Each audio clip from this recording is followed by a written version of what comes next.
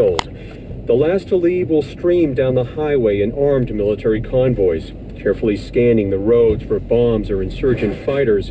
Attack helicopters will help protect them on the way to Kuwait. It is not just guys getting on the road driving down south. Lieutenant General Frank Helmick is overseeing the redeployment of American forces.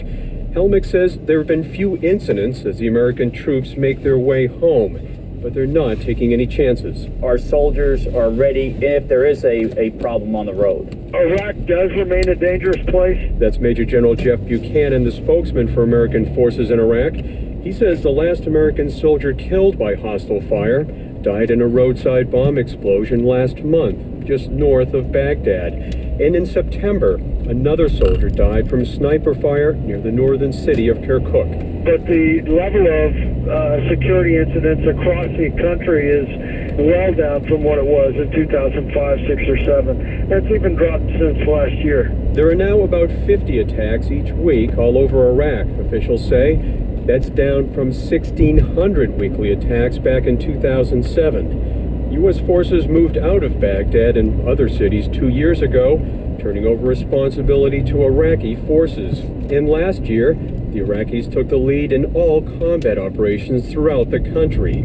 Since then, U.S. forces have been largely advising and training Iraqi forces, but American Special Operations troops are still fighting, taking part in counter-terror operations with Iraqi commandos, at least for a little while longer, says General Buchanan. The vast majority of our troops will be out of the country and even the staging areas by Christmas. General Buchanan says the main focus now is closing down the remaining American bases and turning them over to Iraqi control. There are now 4 U.S. bases in Iraq, down from a high of 500 bases and other military facilities. And the Americans are leaving behind hundreds, if not thousands, of pieces of U.S. property for the Iraqi government. That includes things like housing trailers, flat-screen TVs, desks, and chairs. It's far cheaper to leave it all behind than the cart at home. Again, General Buchanan. Just off the top of my head, we've saved $700 million in unnecessary shipping costs to move this stuff back to the U.S. But Iraq won't get everything, says General Helmick. What we wouldn't leave here is any type of armored equipment, any type of military vehicle, any type of ammunition. All of that will be sent back to the United States or, if required, sent to Afghanistan. Afghanistan. That's where some of the soldiers leaving Iraq will likely find themselves fighting, maybe as early as next year. For now, though, they'll be heading to bases back home. One of them is Fort Bliss in Texas. Folks there are gearing up to greet their soldiers coming home from Iraq, those assigned to the 1st Armored Division. I would say 1,000 troopers are still inbound. Lieutenant Colonel Dennis Swanson is a spokesman at Fort Bliss. He says the city of El Paso is gearing up to welcome the troops home. We've got everything from some coming home TV show here. We've got church communities have given us tickets for returning troopers and their families to attend Christmas plays and Christmas musicals. We've got like 3 of those going on. The festivities will continue through the end of the month.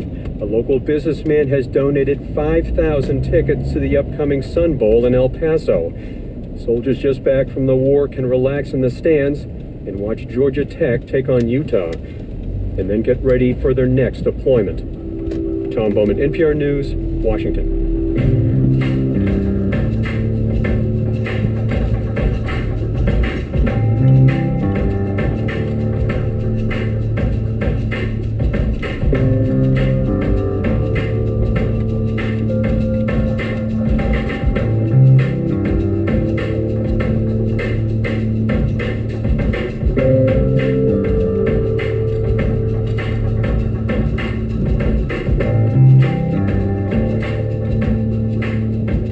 You're listening to All Things Considered from NPR News.